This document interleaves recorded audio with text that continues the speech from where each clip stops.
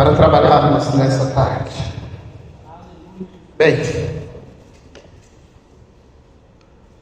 todos já me conhecem, eu acredito. Andrezinho, o Pereira, um dos pastores auxiliares ali na Palavras de Vida 7. Moro em São Vicente, saí ontem para chegar hoje aqui. Deus é bom. Quase não cheguei. Eu venho de uma jornada, eu tinha conversado com o Jair. Minha esposa estava em um processo de cirurgia e a cirurgia dela foi marcada para essa semana. Então eu estou desde terça-feira corrido. Cheguei quarta-feira à noite. Minha pastora passou por uma cirurgia de 3 horas. Estávamos em São Paulo desde terça-feira. Chegamos na quarta-feira à noite. Ontem foi um dia corrido, mas estamos aqui para honrar o nosso Senhor Jesus Cristo. Eu falei para o Jair, eu cancelei um monte de agendas esse mês. Aí ele falou assim, passando aqui só para lembrar. Eu falei, lembrar do quê? Do congresso. Eu falei, que congresso? Mas está anotado, Jair, calma, olha o coração, está anotadinho. Mas a cirurgia da minha esposa foi um sucesso. Ela vinha padecendo há mais de 1 ano e meio, com terríveis problemas de hemorragias, problemas sérios, e tudo correu para a honra e glória do nosso Senhor Jesus Cristo. Neste processo todo, nós vimos a mão e o cuidado de Deus, porque nós tínhamos um diagnóstico que não era muito favorável, e nós colocamos isso diante de Deus. E Deus foi conduzindo as coisas até nos levar a São Paulo, em uma junta médica que disse que nos apresentou um outro quadro, que foi um quadro muito feliz. E nisso tudo a gente pode ver a mão de Deus, o controle de Deus. Eu disse acho que foi ontem ou anteontem, não lembro. Eu mandei na lista de transmissão, o povo disse assim, que às vezes Deus tem o poder de fazer as coisas imediatamente. Ele é Deus, Ele pode fazer. Mas às vezes Ele quer nos conduzir por um caminho mais longo, para que lá no final, assim como Jó, nós possamos dizer, eu te conhecia, talvez de ouvir falar, mas agora eu consigo te enxergar um pouquinho mais. Eu consigo te ver de uma ótica diferente, consigo ver que em toda esta ótica tu está lá. Então às vezes Deus faz as coisas imediatamente, ou às vezes Ele nos leva por um longo caminho, onde temos que lutar com Ele em oração. E mesmo assim Ele vai se mostrando um Deus fiel. Amém? Recapitulando, a minha oficina é Sentimentos e Pecados, tá bom? Então eu vou conversar com você a respeito disso. O meu texto, um texto que eu tenho como base, que está lá em 2 Samuel, capítulo 13, verso do 1 ao 21. Eu não lerei ele todo, para ganharmos tempo, mas eu voltarei nele daqui um pouquinho. Mas esse texto ele fica como um texto de base para você. Fica aí para você meditar diante de tudo aquilo que a gente vai falar. É um texto bruto, é um texto difícil. Você encontra dentro das Escrituras, porque é um ataque a uma mulher, e é um texto não muito confortável de se ler, mas é um texto importante, porque eu entendo que o que está, como diz no Novo Testamento, o que está declarado no Antigo Testamento, no Novo Testamento, ele nos serve como uma sombra, como um aviso, como um alerta. Então o que está lá no Antigo Testamento, eu passei por uma nova aliança, eu não vivo o que está lá no Antigo Testamento, mas o que está no Antigo Testamento, ele me fica como um alerta. como algo que no Novo Testamento eu tenho que observar e falar: se aconteceu lá, pode acontecer aqui. Se isso foi possível lá, isso é possível aqui. Então fica como um alerta. Então esse é um texto que eu leio há muito tempo. É um texto difícil de se engolir às vezes. É um texto complicadíssimo. Então eu quero trabalhar com vocês conceitos básicos que estão relacionados à nossa emoção e ao nosso sentimento. Então é um conceito básico de tudo aquilo que está relacionado às nossas emoções e ao nosso sentimento, ou aos nossos sentimentos. Tá bom? Eu quero iniciar a nossa conversa analisando com você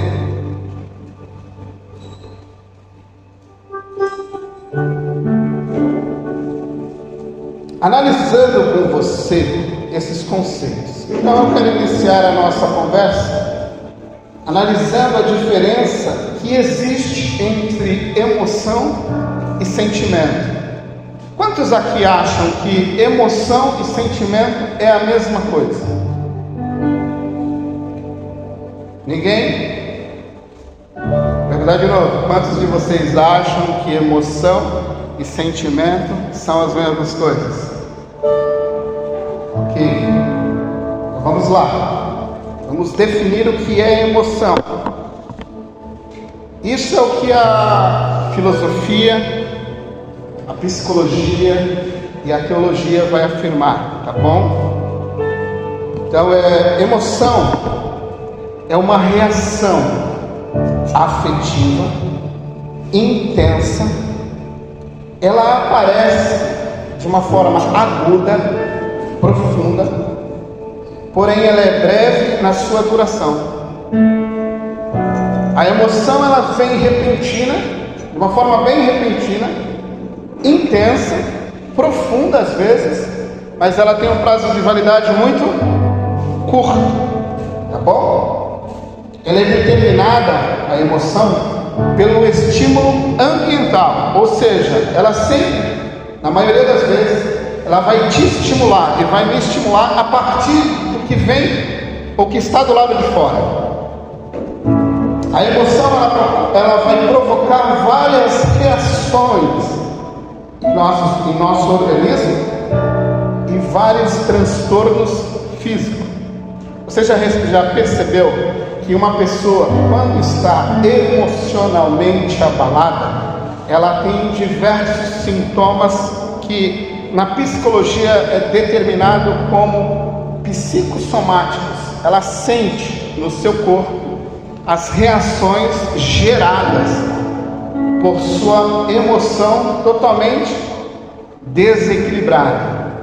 Então você começa a somatizar no corpo algumas reações porque as tuas emoções estão desequilibradas. Então você já escutou alguém falar assim: eu estou com um bolo na garganta que não desce nem a água.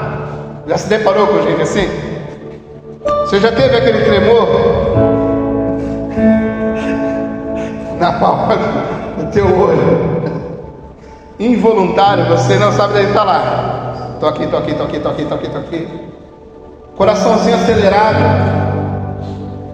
por ver uma coisa, por assistir alguma coisa, o coração disparar e aquele sentimento de pavor, aquele sentimento começa a tomar conta de você. Você estava bem, de repente um gatilho, alguma coisa aconteceu e começou a somatizar.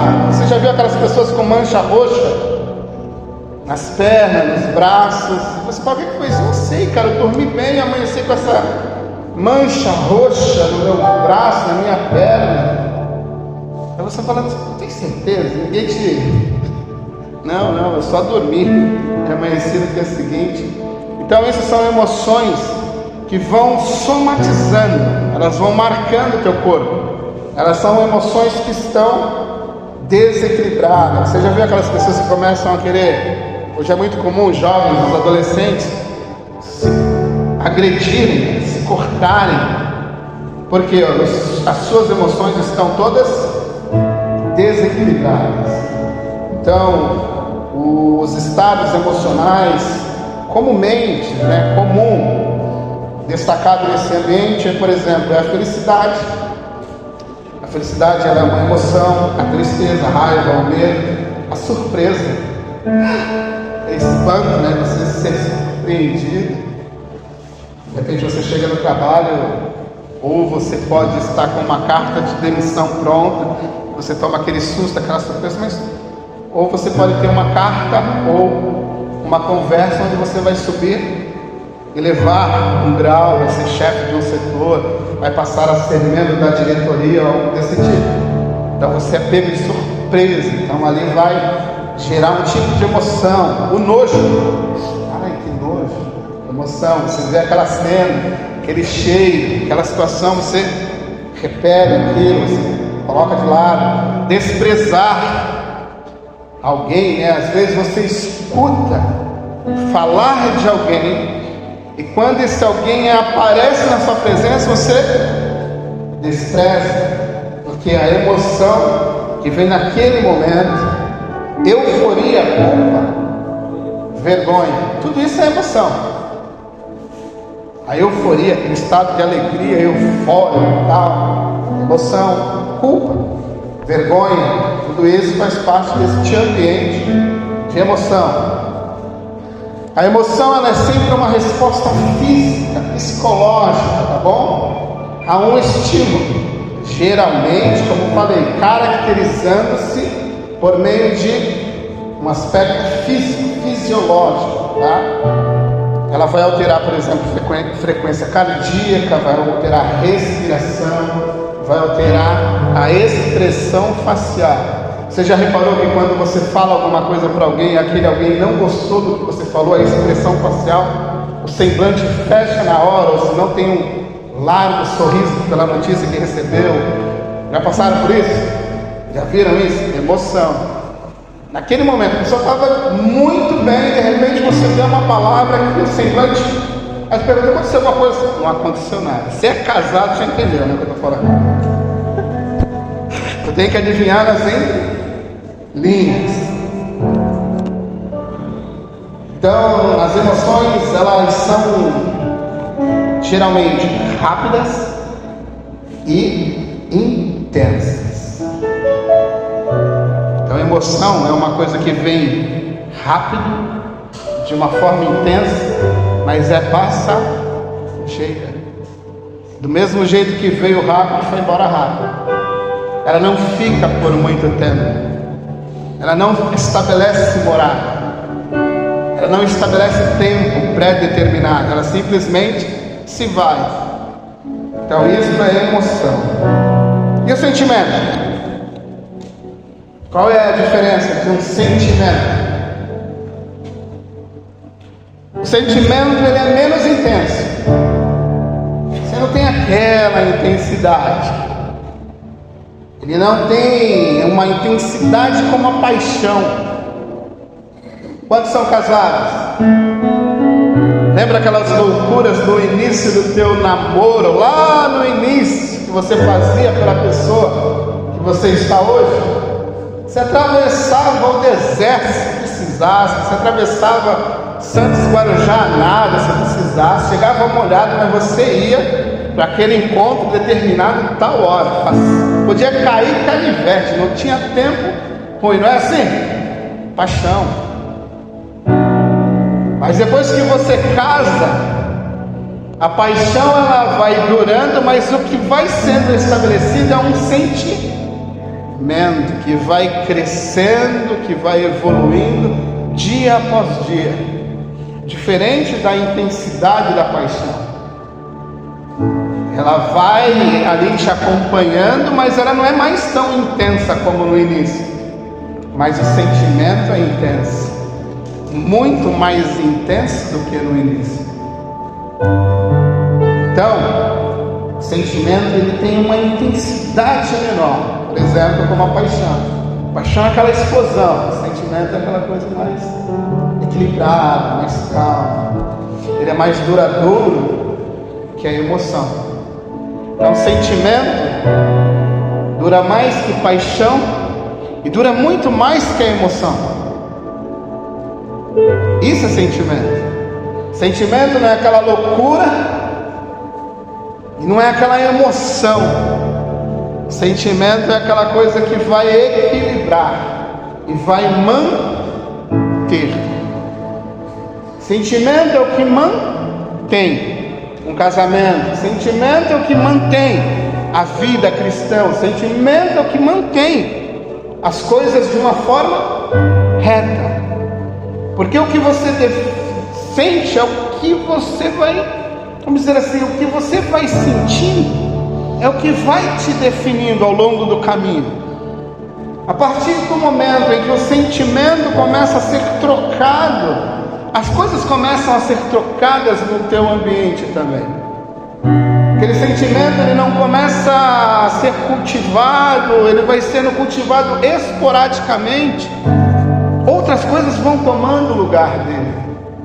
E aquele sentimento, ele vai se perdendo. Aí quando você percebe, você já não ama mais, você já não serve mais, você já não cuida mais, porque o sentimento foi por aquela pessoa, por aquele ministério, por aquele amigo, por aquele pai, por aquela mãe. Esse sentimento, ele vai perdendo o seu vigor. A emoção vem e vai, a paixão vem e vai. O sentimento dura, pois ele tem que ser cuidado. Geralmente, o sentimento é uma experiência subjetiva. Ele pertence somente a você. Ninguém sente o que você sente, ninguém sente o que eu sinto. Isso é individual, é seu, faz parte do seu coração. De repente você está dentro de um mover, as pessoas estão naquele jeito distraído e você está lá quebrantado. Porque você cultivou um sentimento. Às vezes as pessoas estão distraídas no ambiente que você está, e você está lá respirando o rei, respirando a chegada do rei, ansiando pela chegada do rei. Você está vendo, você está presenciando ele chegar. Sentimento que está sendo cultivado, e ele pertence somente a você. Por isso que às vezes você precisa, às vezes você diz, às vezes você aconselha uma pessoa a seguir com você uma caminhada, mas o sentimento dela é diferente do seu. Você pode caminhar 1 quilômetro, 2 quilômetros para se reunir com um grupo e falar assim: vamos adorar o Senhor Jesus Cristo, estou aqui. O outro vai olhar para você, vai olhar distante e falar: poxa, muito distante, cara. Sentimentos diferentes. Você não está preocupado com a distância, você está preocupado com o rei que está naquele lugar. Às vezes o sentimento do outro é diferente. Sentimento é diferente. O sentimento é uma experiência que pertence somente a você. Ela vai envolver conhecimento e vai avaliar a emoção.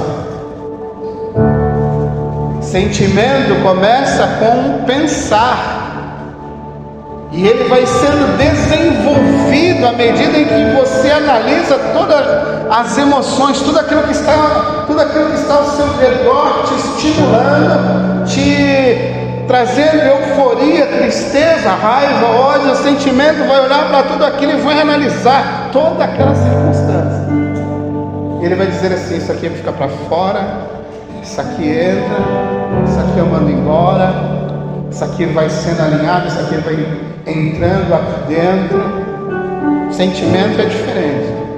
Sentimento começa pensando naquilo que você emocionalmente está sentindo. Sentimento sempre antecede ou ele é posterior à emoção. A emoção chegou, a euforia, a alegria, a tristeza, o ódio, a raiva chegou, bateu a tua porta de uma forma inesperada. Aí o sentimento vai pegar tudo isso e vai parametrizar, vai alinhar. Ele vai falar: não, isso aqui fica para fora, Isso aqui não é uma boa emoção. Joga fora. Isso aqui explode em cânticos de alegria. Isso aqui explode em louvor e adoração. Isso merece sim honra, glória, louvor ao Rei. Sim, esse sentimento sim. Esse não. Então o sentimento, vamos dizer assim, ele é como um fiscal. Ele vai avaliar. Ele vai parar quando na portinha do teu coração ele vai dizer assim: opa, deixa eu ver, deixa eu fazer o checklist aqui. Não, você não pode entrar aqui. Você precisa ficar do lado de fora. Aqui é lugar santo, aqui é terra boa. Aqui é um lugar onde o Rei está entronizado. Ele não pode ser, neste momento, aborrecido por esse sentimento. Porque Ele é paz.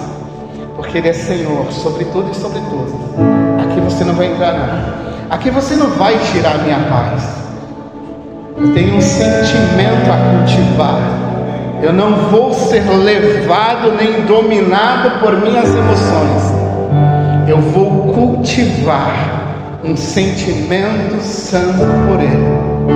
Então o sentimento é isso. Pertence somente a você. Ele é duradouro. Ele pode ser influenciado por fatores e experiências que são pessoais. Ele também pode ser influenciado por crenças religiosas, e ele pode ser também influenciado por valores que você recebeu ao longo da sua vida. O sentimento vai ser definido por essas coisas: crença, experiência, e também por valores que foram cultivando, por aquilo que você foi vendo, por aquilo que você foi assistindo, por aquilo que você foi colocando no baú chamado sua vida. A gente carrega um baú, e nesse baú foram sendo colocados ao longo da nossa existência valores dentro dele, crença dentro dele, experiências dentro dele, e tudo isso ao longo do caminho da nossa vida, isso vai nos moldando. Algumas pessoas, por causa de tudo aquilo que carrega, são mais sensíveis, outras são mais frias. Algumas acreditam em qualquer coisa, outras já são mais desconfiadas, porque sentiram, crenças foram colocadas, espiritualidades foram compartilhadas, e está tudo dentro da sua mochilinha, chamada vida, e você carrega isso para cima e para baixo, você não se desconecta disso. Isso é o que você e eu somos. E sentimento está ali. Como você enxerga o mundo, como você enxerga a igreja, como você enxerga as pessoas, como você enxerga o seu pastoreio, como você enxerga a sua vida em Cristo, como você enxerga o seu serviço em Cristo. Tudo isso faz parte do que você é e é definido por aquilo que você sente. O sentimento, ele trabalha com todo esse contexto. O sentimento é algo interno. Sentimento não vem do lado de fora para o lado de dentro. Ele nasce do lado de dentro e se coloca para o lado de fora. Por isso que às vezes o mundo está caindo e alguém está com um sorriso. Porque lá dentro há um sentimento de contentamento. Lá dentro existe uma confiança inabalável no Deus que cuida de todas as coisas. Ele sente, ele não está emocionado. Causou tristeza? Sim. Perdi alguma coisa? Sim. Tive um dano? Sim. Mas isso não me define. Isso é uma emoção passageira. O que define o que eu sou é aquilo que eu sinto pelo meu amado. Isso é o que me define. Isso é o que tem que te definir. É o que você sente pelo seu amado. E isso ao longo da sua vida vai sendo construído. Por exemplo, dentro desse contexto, como algo interno, por exemplo, o amor é um sentimento diferente da paixão. É como um fogo, né? Chega de repente. O amor é como pequenas brasas que vão mantendo a paixão acesa. São pequenos pedacinhos de lenha. Você vai colocando ali um pequeno galinho e a fogueira continua aquecida. A paixão continua a existir, a paixão continua a dominar a tua vida. Agora não é aquela paixão passageira, é uma paixão que tem como fundamento e como base o verdadeiro amor de Deus, o verdadeiro amor de Cristo, que vai alinhando todas as coisas, fazendo como todas as coisas vão sendo aquecidas, vão permanecendo.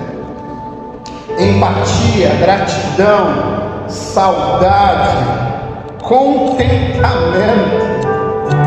orgulho, e aqui é o orgulho no ambiente positivo, satisfação em concluir, satisfação em conquistar algo. Você vai se orgulhar daquilo. Não é no ambiente orgulho aqui negativo, que também existe. Eu sou tal. Se eu não viesse nessa tarde, vocês estariam acabados. Porque não teria um preletor que pudesse me substituir nessa tarde. Não é esse tipo de sentimento. É o sentimento em que está contente. É o sentimento que está orgulhoso de elaborar um trabalho como esse e falar no final: glória a ti, Senhor. Estamos orgulhosos porque demos ao teu povo. Estamos orgulhosos pelo serviço bem prestado que colocamos diante do teu povo. Conseguimos fechar etapas, conseguimos fechar metas. Estamos orgulhosos, fizemos um bom trabalho e foi para ti. Então você pode se orgulhar do teu bom profissionalismo, do teu bom serviço em Cristo. Isso não há problema algum. O problema do orgulho negativo é quando você quer ser alguém usando Deus para a tua própria glória. Aí vai dar ruim, filhão, porque a nossa escritura diz: Deus abate o soberbo. Mas esse tipo de orgulho que nasce do nosso sentimento não é um orgulho negativo nesse sentido. É um orgulho de um trabalho bem feito. Eu fiz, Senhor, eu fiz bem feito. Foi para a tua glória, porque tu me ofereceu o melhor, e não tinha como eu não te oferecer também o melhor. Foi para ti que eu fiz da melhor forma possível, e eu me orgulho disso diante de ti. Então aqui não é mérito.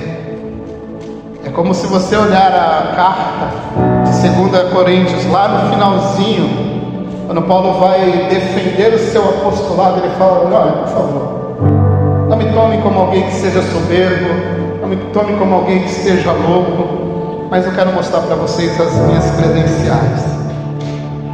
Este que vos fala já teve o terceiro céu. Esse que vos fala já viu o trono de Deus. Esse que vos fala já desceu do terceiro céu com coisas inefáveis que não se pode dizer a vocês. Paulo não está se orgulhando num sentido negativo. Ele está falando: olha para mim, eu tenho uma credencial. Eu não sou qualquer um. Eu não sou como esses ditos falsos apóstolos. Eu caminhei com Deus. Eu sei do que eu estou falando. Vocês são frutos meus. Vocês nasceram, eu gerei vocês. Agora esses tais estão entre vocês, dizendo que eu não sou nada. Esses tais estão entre vocês e vocês estão escutando esses tais. Espera aí, eu preciso mostrar para vocês as minhas credenciais. Então o orgulho, o bom orgulho, quando você consegue fazer as coisas diante de Deus, Deus fala: cara, isso foi muito bom. O que fizeste para mim foi muito bom. Ele fala: cara, foi mesmo. Eu me empenhei em fazer isso. Tu me ajudou e eu fiz o melhor que eu pude. Porque senão fica difícil até de você receber um elogio pelo serviço prestado, porque você vai ficar com medo daquilo se dando no coração como uma soberba. E às vezes a pessoa fala: cara, o teu trabalho foi fenomenal, o que tu fez foi fenomenal, o que tu entregou foi muito bom. Estamos orgulhosos de você, estamos orgulhosos pelo teu feito. Porque fica até difícil de você receber se você não alinhar isso. Tudo você fala: não, foi Deus. Não tenho mérito, foi Deus. Não, foi você fez um bom trabalho. Você se empenhou, trabalhou, isso não é mal algum. Pelo contrário, isso é satisfatório. Isso é um sentimento de trabalho bem feito. Entregar algo bem feito. Por exemplo, ciúmes. Aqui entra como um sentimento negativo ou um sentimento positivo. Negativo quando ele é doentio. Você tem ciúme até da sombra. Isso é doença, precisa ser tratado. Mas existe um tipo de ciúmes que é um zelo, um cuidado, que é pastoral, que é de irmandade. Você fala, não vai por ali, porque é muito ciúme de você se perder lá com aquelas pessoas. Vem cá, caminha aqui. Por isso que o livro de Tiago diz que Deus é zeloso, e as traduções antigas diz que Deus morre de ciúmes, porque você, de alguma forma, se alinha com um mundo que é contra Ele. Ele fala, não, eu tenho zelo, eu tenho ciúmes de vocês. Eu não quero vocês andando com qualquer gente, eu não quero ver vocês andando de qualquer maneira, eu tenho ciúmes por vocês. Então aqui você tem ciúmes dentro do teu sentimento, que ele é positivo, e o ciúmes doentio, aquela doença. Você tem ciúmes até da sombra que encosta no teu filho, encosta próximo da tua mulher, encosta próximo do teu pastor, da tua comunidade, você morre de ciúmes. Você vê um cara diferente e fala, olha lá. Vê uma mulher diferente, olha lá. Entendeu? É doença isso aí, calma lá. Tem que ser equilibrado. Solidariedade é um sentimento, ser solidário com alguém. Esse é um sentimento que deve ser cultivado. Confiança. O ambiente da fé, a confiança, isso é sentimento. Fé não é emoção. Fé não é fé é um sentimento que você, ao longo do caminho, você vai desenvolvendo essa confiança entre você e Deus, essa confiança entre você e um amigo, essa confiança entre você e a esposa, essa confiança entre você e o seu patrão. Você vai entre cliente e contratante, ou aquele que vai prestar um serviço, você vai estabelecendo uma confiança. Isso é sentimento. Você é uma pessoa confiável? Você é uma pessoa que alguém pode depositar a você um coração aflito, ela pode abrir um escândalo, e você é uma pessoa confiável? Ou você é a pessoa que vai escutar aquilo e distribuir em alto e bom som para toda uma comunidade aquilo que era só para você saber, aquilo que alguém teve a confiança de abrir para você, e você deveria ser alguém confiável em manter aquilo só para você?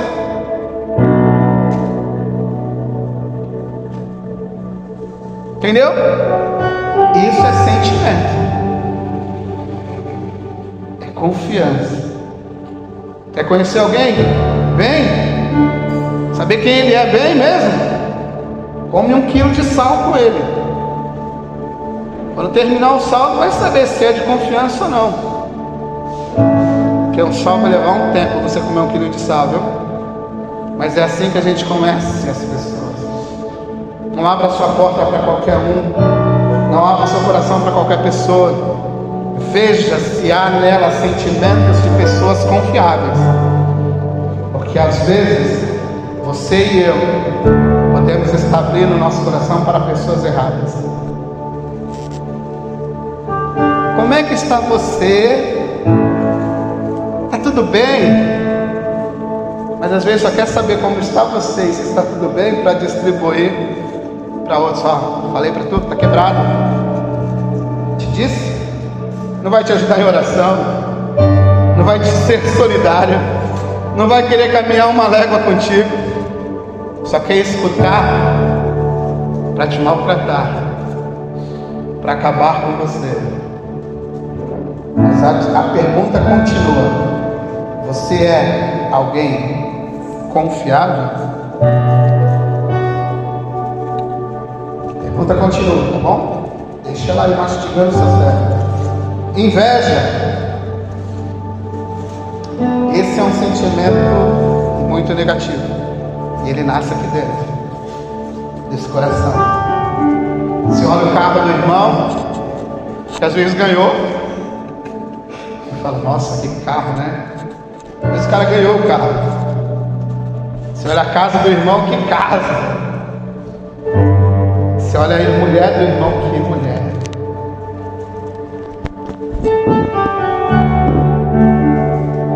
Entende? Esse é um sentimento perigoso.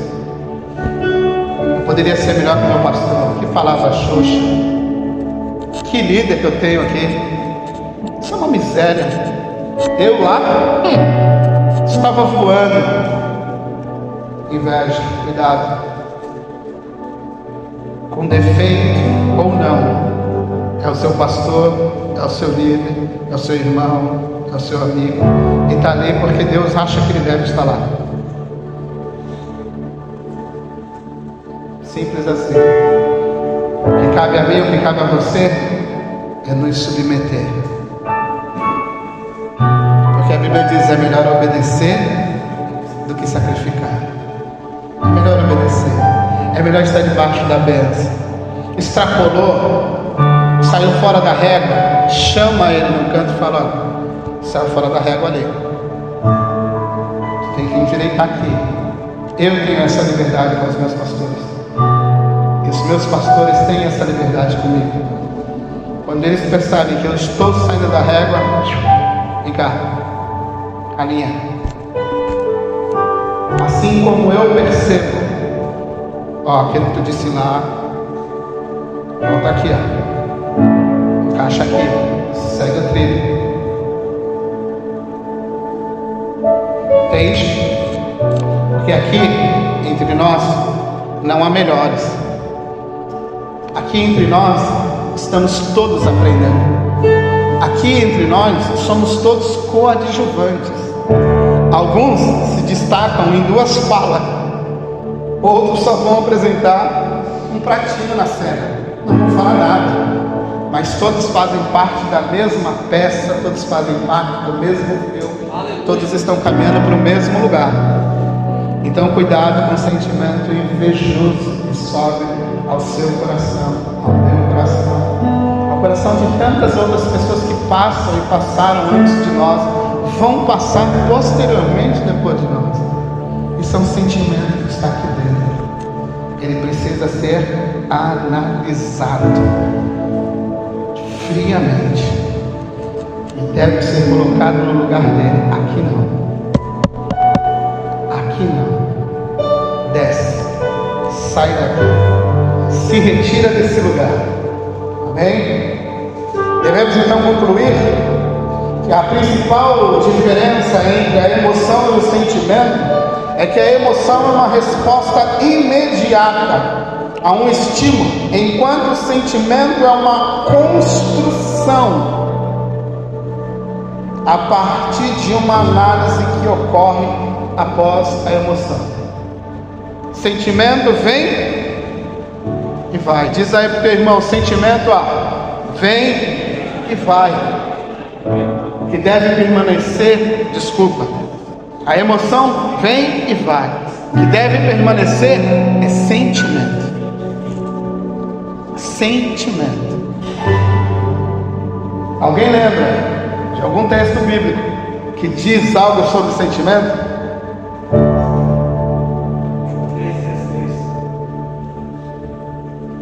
Tem um pior. A gente vai chegar nele.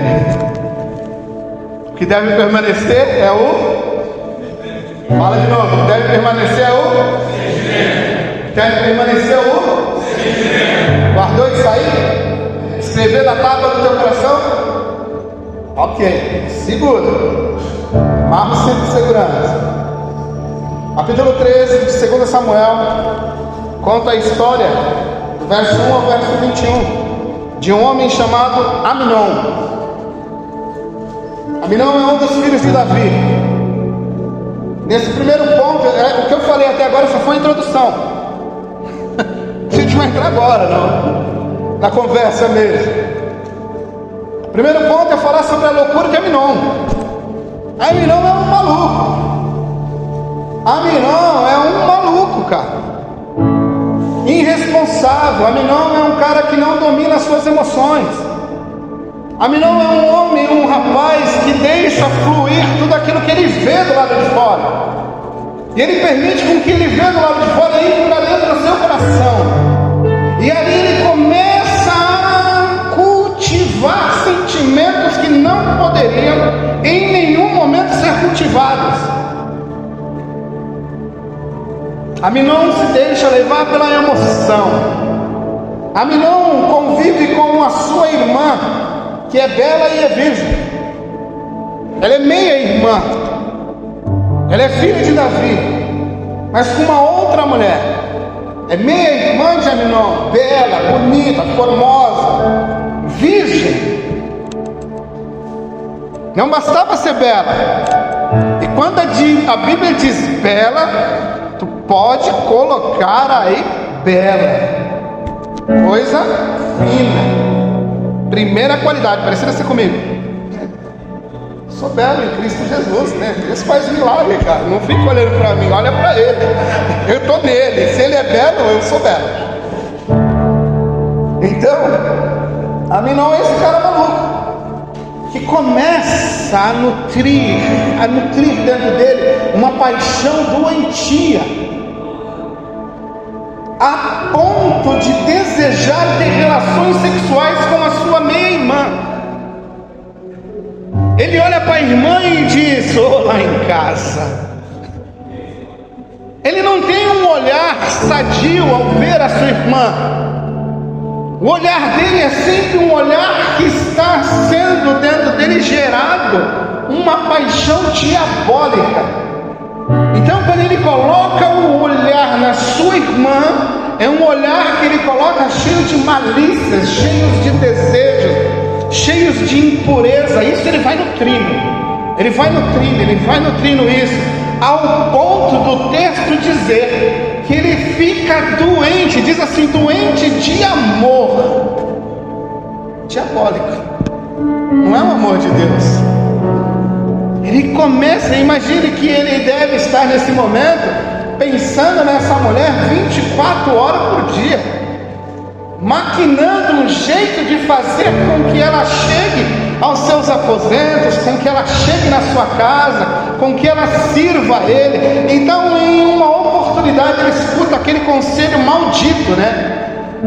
Não é um conselho bendito, é um conselho maldito. Ele abre o coração e fala: "Olha, Jonadab, é o seguinte, cara, eu estou doente de amor pela minha irmã. Cara, eu estou cobiçando a minha irmã. Quero pegar a minha irmã. Se ela der uma brecha, eu entro. Se ela der uma brecha, eu entro." Aí tu escuta aquele conselho amigo, né? Então é o seguinte, eu tenho uma boa ideia. Quando teu pai chegar aqui, dá um somebody love no teu pai, se finge de doente e fala: "Poxa, bem que minha irmã tá mal, podia trazer uns pãozinhos, comprar uma pizza, trazer uma Coca-Cola, vir me visitar aqui." O que tu acha, pai, dessa ideia? O pai, tolo, idiota, sem conseguir enxergar um palmo na frente dele, fala: "Pô, legal essa ideia." Chegando em casa, eu pedi para Tamar para sair. Chegando em casa, no palácio, Davi diz: "Olha, Tamar, vem cá." Te fala, pai. Moça obediente, filha do rei. Vem cá, pai. O que o senhor quer? Olha, filhinha, é o seguinte. Você sabe o que significa Tamar? Coisinha delicada. Vem cá, minha coisinha delicada. Vem cá, amor da minha vida. Teu irmão está doentinho lá. Vai lá, serve uma pizza. Passa ali na vendinha do João, compra uma coca. Leva uma tortinha. Vai lá. faz uma mesa para ele, ceia com ele lá, faz um período de uma companhia com ele está sozinho lá, doente, está mal obediente, vai ao encontro do seu irmão, chegando lá, seu irmão não está doente, pega a sua irmã à força, joga no seu ambiente, agride a sua irmã sexualmente, quebra todos os padrões que Deus havia estabelecido, por uma loucura chamada paixão, por uma emoção que ele vê do lado de fora. Aquilo que é belo do lado de fora encanta o coração dele, ele não consegue enxergar que aquilo é mal, ele não consegue perceber que aquilo é ruim, e ele olha, que coisa boa, minha irmã é bonita mesmo, é virgem, eu quero ser o cara. Ela tenta por todos os meios e por todas as forças convencê-lo. Ela fala, olha, é melhor não faça isso, não cometa, ela diz, não cometa essa loucura, não faça isso, Aminon, vamos conversar. Olha só, isso não era permitido por lei. A agonia de Tamar é tão grande que Tamar diz assim, olha, vamos conversar com o rei e ele não me negará a ti. Mas Aminon, não faça isso. Aminon não só fez, como não escutou o que ela disse. Diz o texto que violentamente ele pega a sua irmã, joga numa cama e comete todo tipo de violência sexual com a sua irmã. Se não bastasse isso, Aminon, ao se levantar de um ato cruel deste, olha para sua irmã com desprezo. Nem pensava que tu era tudo isso. Não é tudo isso que eu achei, não. Pega a tua trouxa aí, pega a tua roupa e vai para fora. Bota-te daqui para fora. Sai daqui. Tu não é isso que eu pensava, não. Aí ela diz assim, não cometa uma agressão ainda maior. Tu já foi louco em fazer o que fez, agora não seja mais louco ainda de me colocar daqui para fora. Diz que Aminon deu ordem aos seus servos e falou, olha, bota para fora. Diz que os servos pegam Tamar, aquela coisinha delicada, e coloca para fora, joga a túnica na mão dela e bate a porta na cara dela. Ela rasga a sua túnica, joga cinza na cabeça e sai gritando e chorando no meio da cidade. Seu irmão Absalão entra na história. A história anterior dessa agressão era proibida por Deus. Incesto, a lei já dizia que não poderia ser efetivado entre o povo de Israel, não poderia ser algo comum, era proibido. As nações ao redor faziam isso a rodo, mas em Israel não, aqui não. Deus disse, aqui não, aqui a coisa vai ser diferente. Meu povo tem que caminhar por um caminho correto de santidade, como eu sou santo. Aminon, a paixão cega, a paixão cega, a emoção cega. A única coisa que vai fazer eu e você não entrar em um quadro desse é um sentimento alinhado com Deus. Porque se ele estiver desgovernado, ele vai dar vazão para aquilo que não pode dar. Aminon não controlou as suas emoções. Ele não analisou as suas consequências, as consequências de sua loucura. Ele agrediu a sua irmã, desprezou a sua irmã, expulsou a sua irmã de dentro da sua própria casa, expôs a sua irmã a uma humilhação gigantesca. Aminon quebrou princípios que foram estabelecidos por Deus por não analisá-los criticamente, friamente. Aminon foi deixando entrar no seu coração coisas impensáveis que não poderiam estar lá. Ele não foi dar ouvido à voz de Deus, ele não respeitou a sua irmã, Ele não estava ligando para que o mundo que o rodeava dissesse o que dissesse. Eu não estou nem aí. Fale o que falar, estou um pouco me enxergo. Eu estou louco. Eu estou doente de amor por essa mulher. Mas não era amor, era paixão. E não era paixão pura, era lascívia, era desejo impuro, era coração corrompido, era coração que não levava a presença de Deus em conta. Era alguém que não estava nem aí para a vontade de Deus, para a vontade da sociedade, para a vontade da família. Eu não estou nem aí, eu estou ligado só comigo mesmo. Esse é um homem novo.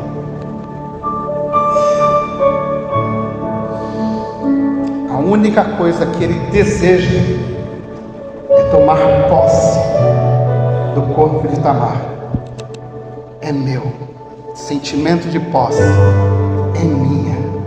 Aqui você não escapa. Desse ambiente você não sai mais, virgem. Tu é minha. Eu acabo com a tua vida hoje. Eu acabo com você hoje. Você vai ser vergonha nessa nação. Porque eu quero me satisfazer.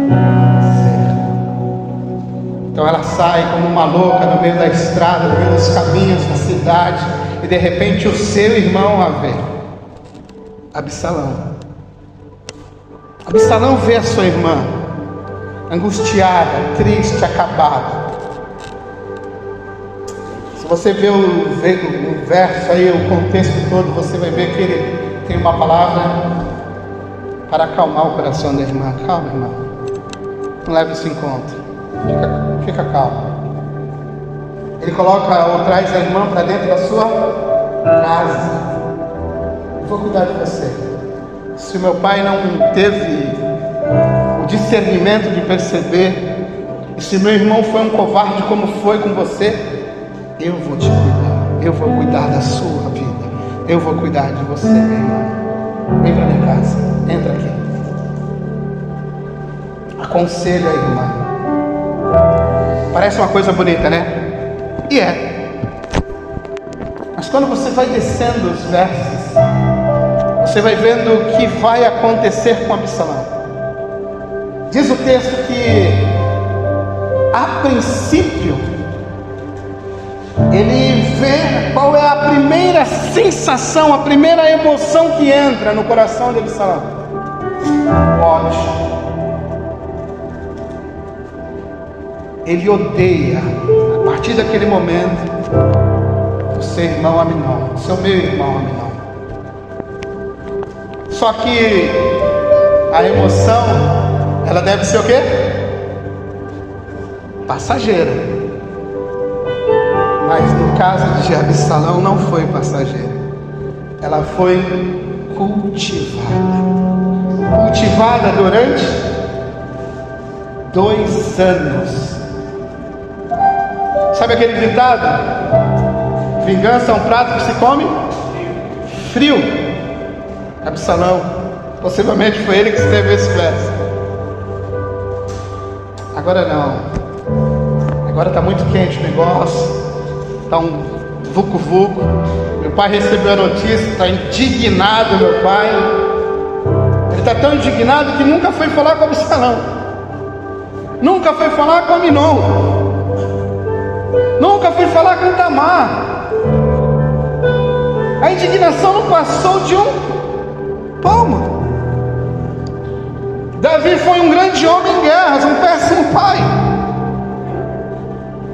Não soube cuidar da sua preciosa filha naquele momento. Não soube ir lá e falar: olha, Absalão, o que está crescendo no teu coração não é algo bom. Olha, Aminon, o que tu fez, tu merece um castigo. Sentadinho no trono, ali ficou como se nada tivesse acontecendo. Não tomou partido, não entrou na guerra, não cuidou, não orou, não foi atrás, não confrontou. Um homem que derrubou gigante não é capaz de olhar para a filha e dizer: olha, filha, desculpa, eu te meti nesse buraco, foi culpa minha porque eu não vi, não percebi, eu estava tão aleatório que eu não consegui enxergar. enxergar o mal que o teu irmão poderia ter feito. Absalão, eu sei que tu tem um sentimento aí que é estranho, não pode. Nada. E durante 2 anos o texto vai dizer que Absalão, ele foi nutrindo esse ódio por seu irmão, até que num dia ele criou uma oportunidade. Vou trazer Absalão para uma festa, vou trazer Amnon para uma festa, vamos embebedar Amnon, e quando eu der a ordem, vocês vão matá-lo. 2 anos nutrindo um sentimento que não poderia em nenhum momento ser nutrido. Presta bem atenção, analise o seu coração. Cuidado com o que está do lado de fora, que está enchendo o teu coração. Cuidado com o que está do lado de fora e está enchendo o teu coração, e não está passando por um critério, não está sendo analisado friamente. Cuidado, porque se aconteceu lá, não estamos e não somos melhores de que isso possa acontecer aqui, em vários ambientes. Não somente no ambiente, esse é um exemplo de uma área sexual, mas aqui eu amplifico e falo sobre qualquer ambiente. Cuidado. O profeta escreve no livro de Provérbios: cuida do teu coração, pois dele procede as saídas da tua vida. Tudo o que deve guardar é o teu coração. Lembra do finalzinho da carta a Timóteo? Paulo escrevendo para Timóteo, ele diz assim: filhão, guarda o que tu recebeste, guarda para que ninguém roube a tua coroa. Se existe a possibilidade de ser roubado, a vigilância tem que ser constante. Jesus disse, ele não disse orai e vigiai, ele diz vigiai e orai. Primeiro vem a vigília, primeiro vem o cuidado, primeiro vem o erguer de muros, primeiro vem a sentinela colocada como o Senhor no muro, olhando e vendo e acessando todos os inimigos, para que nenhum deles entre no seu coração, e o seu coração guardadinho em Deus em oração. Não inverta as coisas, nunca inverta as coisas. Coração é terra que deve ser guardada, é o teu bem mais precioso, é o meu bem mais precioso. Segundo ponto, nem sei quantos minutos eu tenho ainda, alguém me ajuda aí. Segundo ponto, Gênesis 2, Gênesis 3, você tem um grupo de pessoas perfeitas dentro daquele ambiente perfeito, Adão e Eva, homens perfeitos, mulher perfeita, ambiente perfeito, presença de Deus perfeita. Isso foi perdido por causa da desobediência. Acabou ali por causa da desobediência. Foi rompido ali. E de repente isto passou para a geração e gerações futuras. Isso chegou até a mim, isso chegou até você. Chegamos aqui, estamos aqui, lutando contra uma natureza pecaminosa, está aqui, a gente não morreu ainda, ela está aqui constante, lutando, e ela está desconfigurando todas as nossas emoções, todos os nossos sentimentos, ela está aqui avacalhando tudo dentro de nós. Onde ela tocar o dedo, ela vai desconfigurando, ela vai arremessando o seu mal-estar, os seus problemas gerados nessa natureza pecaminosa. Ela vai tocando em tudo. Diz assim que o salário do pecado, ele é o quê? É o quê? Morte. Então onde o pecado vai tocando, ele vai trazendo o quê? Morte. Ele não vai trazendo vida, ele vai trazendo morte. Essa é a natureza que eu e você vamos carregando até o dia que Deus nos chamar para Ele definitivamente. Porém Ele nos deu poder, e nos deu poder muito bem dado. Quando a mensagem do Evangelho chegou a nós, todos os nossos sentimentos começam a ser equilibrados. Todos os nossos sentimentos passam a ser equilibrados, porque agora eu e você nos tornamos o quê? Nova criatura. O Evangelho, quando vem, quando ele chega, quando ele é aplicado pelo Espírito Santo ao nosso coração, ele vai trazer uma nova vida. Somos transformados em uma nova. Quantos são transformados? Quantos foram transformados em novas criaturas? Transformados em novas criaturas. Foi isso que o Evangelho fez. Mas você entendeu o que eu estou falando? Você foi transformado em uma nova criatura.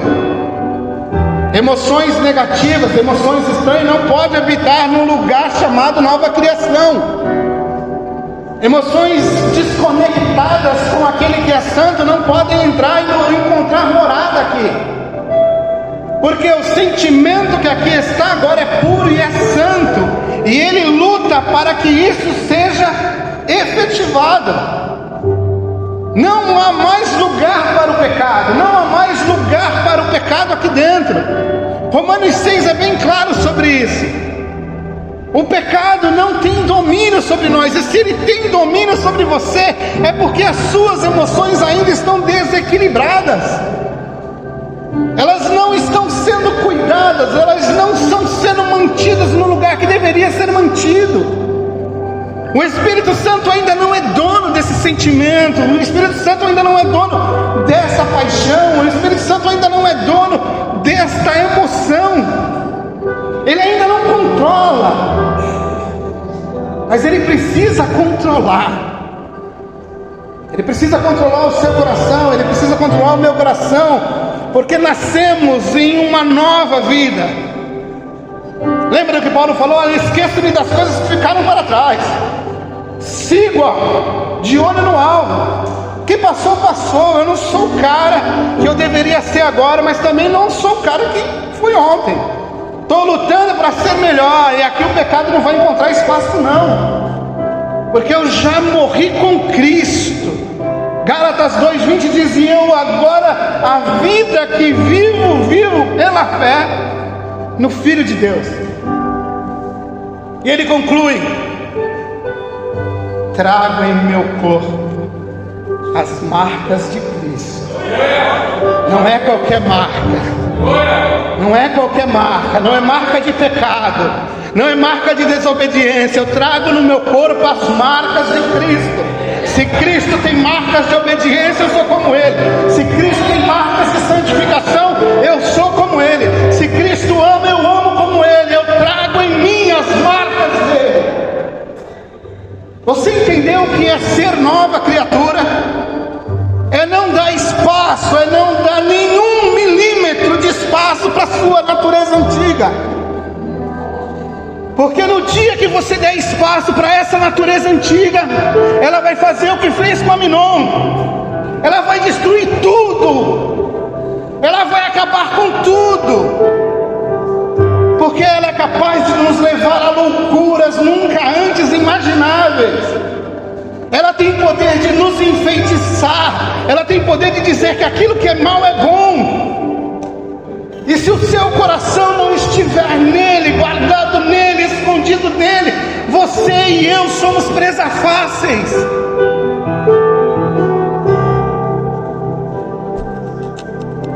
Ser nova criatura significa sentimentos e emoções equilibrados. Porque o pecado não pode ter domínio sobre você. Você é uma nova criatura. Você tem que mostrar que é uma nova criatura. Isso não pode ser da boca para fora. As pessoas têm que olhar e falar: é uma nova criatura. É diferente. Eu sabia como era, agora eu sei como está andando. É diferente o caminhar. Diferente ali. Ser nova criatura não é algo que sai da boca para fora. Ser nova criatura é ser nova criatura. É mostrar com a vida que é uma nova criatura. É testemunhar com a vida que eu sou de fato uma nova criatura. É dizer não para o pecado. É dizer não para a sainha. É dizer não para a corrupção. É dizer não, eu sou santo. Eu sou uma nova criatura. É transformar as pessoas em a semelhança de Cristo. Ser nova criatura é ser transformado em alguém que é semelhante a Jesus. Ser transformado em alguém que é apaixonado e segue Jesus. Ser nova criatura é, como diz um antigo cântico, é assumir um compromisso vivo, profundo, de ser uma igreja que é o corpo vivo, a expressão exata de Cristo Jesus na vida e em amor. Isso é ser nova criatura, é assumir esse compromisso de ser uma igreja que é santa, que é amável, que é semelhante a Jesus Cristo. Isso é ser nova criatura. Isso é ser transformado pelo Evangelho. Isto é o Evangelho. Você já entendeu o que você é? Você é o corpo de Cristo, a expressão de Cristo. Você não pode ser menos do que isso. Você não pode ser abaixo disso. Isso é daqui para cima. Você tem que ser semelhante a Jesus. Você não foi chamado por Cristo para ser igual, para se manter pecador como foi um dia. Você foi chamado para ser diferente, para expressar diante do mundo um testemunho vivo. Eu sou semelhante a Jesus Cristo. Eu preciso ser semelhante a Ele. Ele não veio te dar um outro nível a não ser esse. Ele disse no Evangelho de João: assim como eu fiz, vocês devem fazer também. O que você me viu fazer, você deve replicar. Você não vai ser, eu não vou ser Cristo nos atributos dele, incomunicáveis, onipresente, eterno, tem todo o poder, sua presença está em todo lugar. Não, isso você nunca vai ser. Mas nos atributos morais você tem dever de ser igual a ele. Porque a mesma moeda que te salva, na outra face diz: seja como eu sou. Concluo.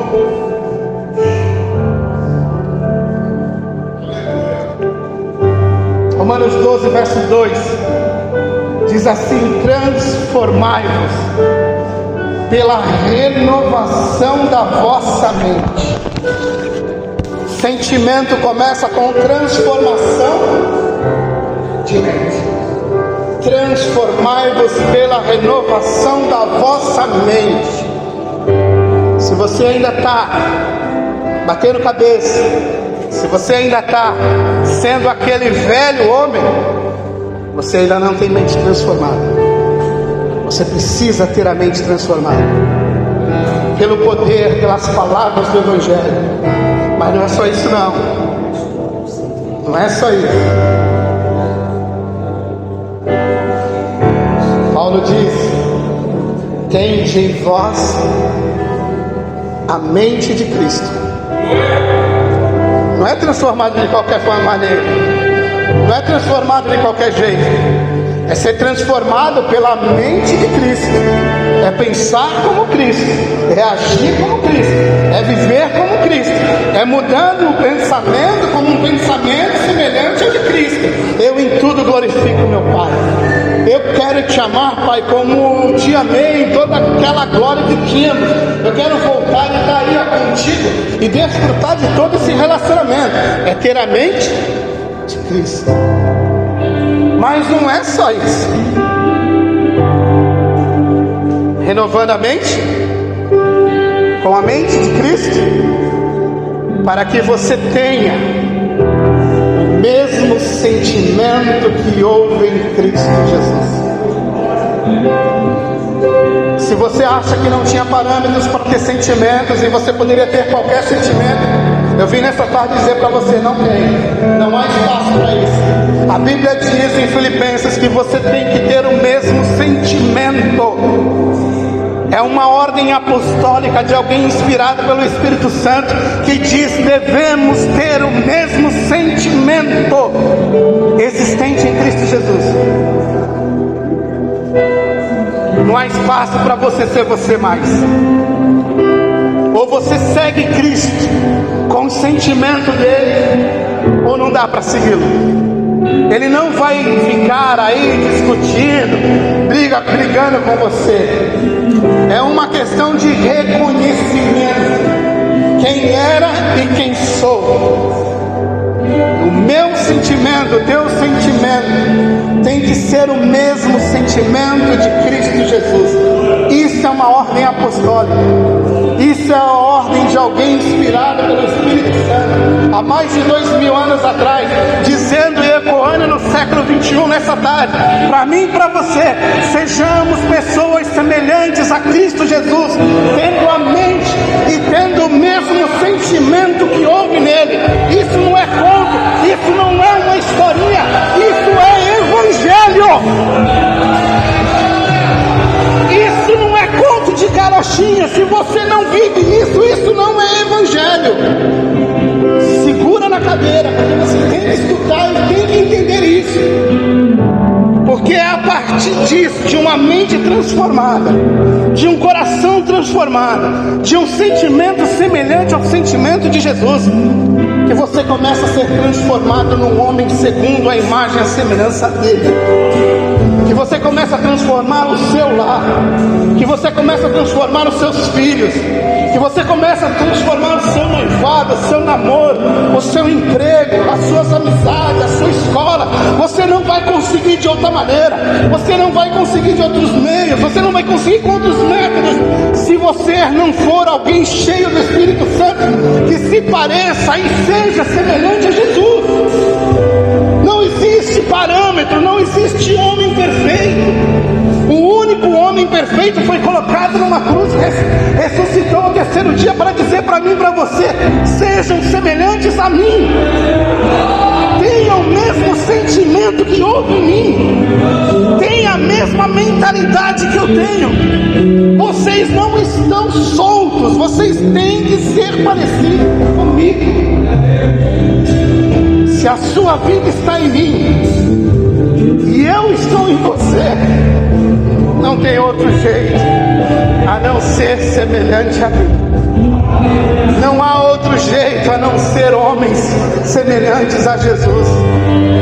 Não há outro jeito de ser homens transformados em busca do verdadeiro homem se não for semelhante a Jesus.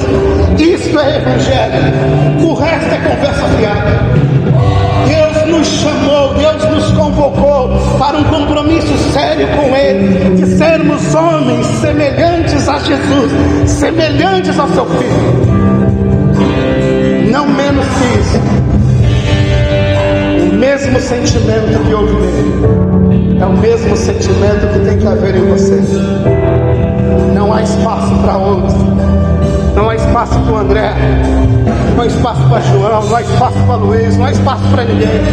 Há um único que deve estar aqui e se erguer neste lugar e mostrar para o mundo quem Ele é através de nós. Amém? Está disposto?